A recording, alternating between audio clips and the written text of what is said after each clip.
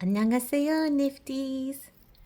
Welcome to Knittery Nicole. I am Nicole, and we are a crafting community.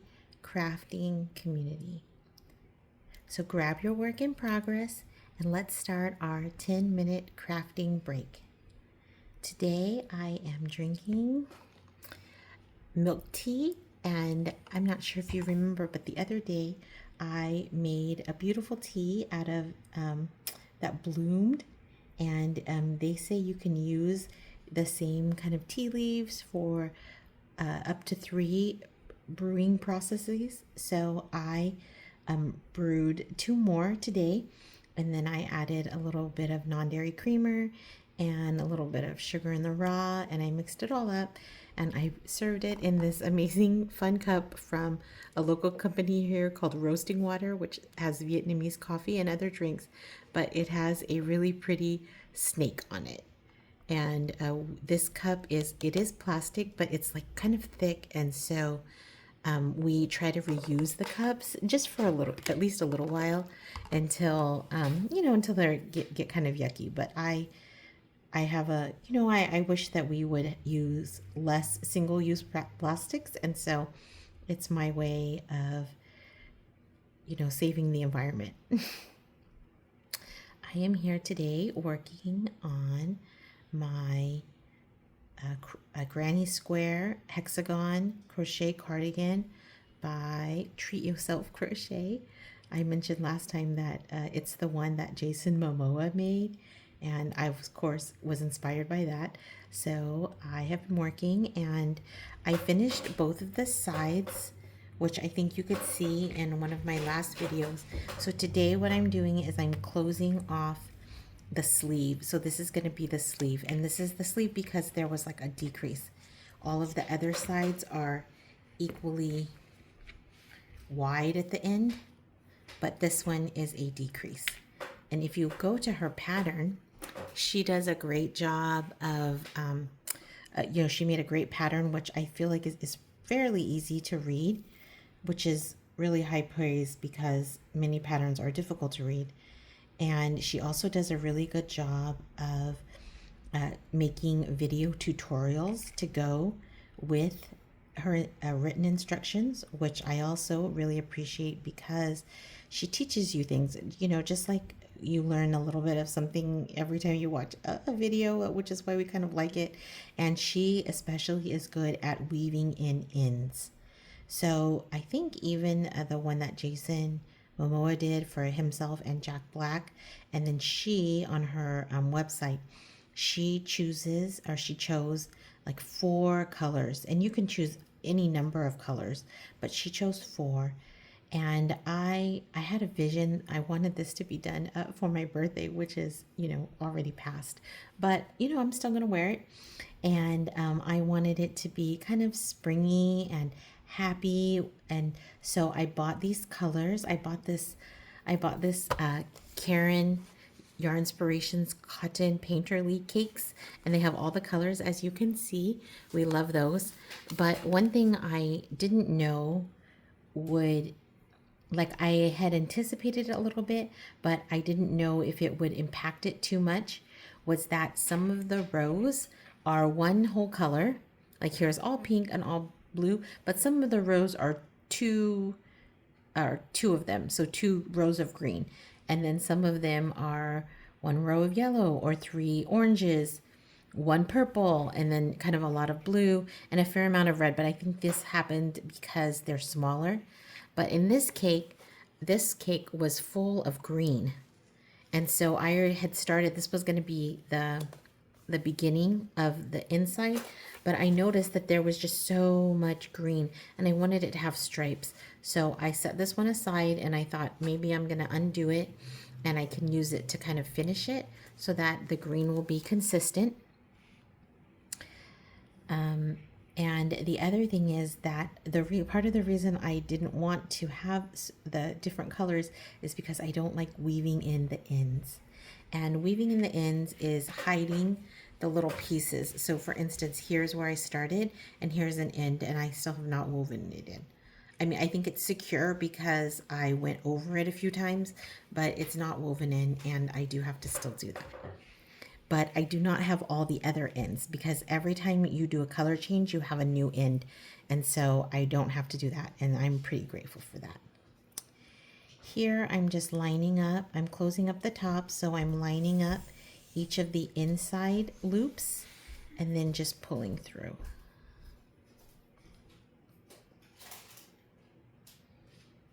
There we go. I've been wanting to work on this for a while, but at this point it's kind of big. Normally I carry my project in my bag, which is actually pretty big, but it's got, of course, my laptop and all my work stuff in it. And so I like that when it's a portable size, and then if I have any free time in the day, and sometimes even if I'm sitting in traffic, not when I'm driving, but if there's like stop and go traffic, or you can tell there's like a significant wait, then I'll pull it out and just, knit a little bit here or crochet a little bit, and that just helps me pass the time, and it kind of relaxes me because I kind of have a little bit of road rage. Another thing that I did that she did not do is I used these stitch markers to kind of make sure that I had it aligned. Sometimes I notice that if you don't mark it, what'll happen is it'll kind of slip, and that also happens in sewing. So I've had experience with that, and just the stitch markers help to just make sure that you're on track. And they're super easy to put in, and in my opinion, very easy to take out. There's a store where I live called, I think they say it in English, Daiso, but I call it Daiso. And we got these stitch markers there. They're super cute. They have 3 sizes, like the big, the small, the big, the medium, the small. And of course, these colors they go perfectly with my project, although that's clearly not a requirement.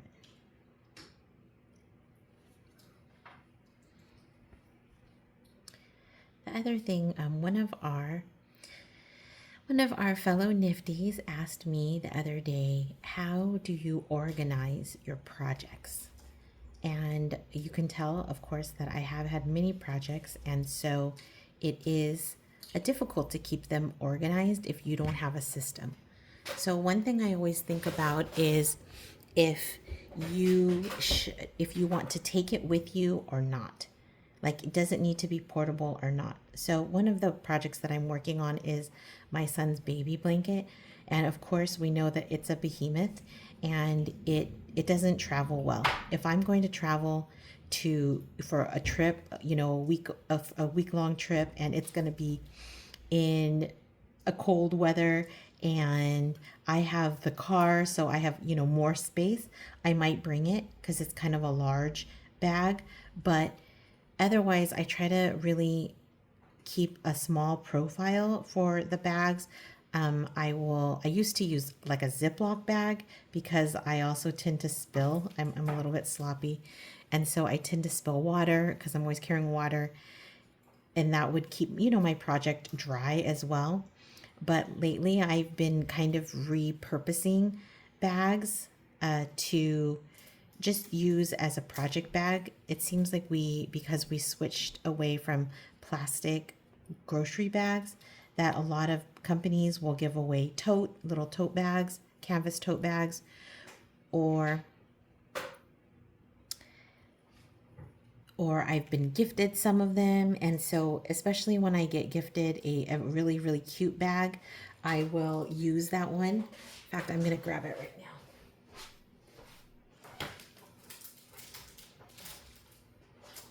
So when the pieces were small, I used a little bag that a scarf came in. But here is this bag I have from it going to a hand lettering event. And so I'm able to put my whole project in here. And what that does is it keeps everything together. So when I do have just a short amount of time to sit and do my craft, I know everything's there. Otherwise, you spend, 10 minutes just looking for the things. And I have promised that I'm going to try to be better about our time limit, our time constraints. And so today we have come to the end of our 10 minutes of crafting almost. And if you feel a little bit more peaceful and would like to like this video and share it with a friend, I would be so grateful. Our Instagram account is, it's really increasing exponentially. I have another Instagram account, which is my private account, and it's far surpassed that. And I've had that account for years. I'm not super active on it, and it's private, so that may be part of it. But a lot of Nifties are following us, and I think they're enjoying the YouTube videos, our videos as well, our 10-minute crafting break, and I enjoy this time as well. So if you would like to share your project with other Nifties, we are doing that on our threads. Then we will see you tomorrow. 안녕.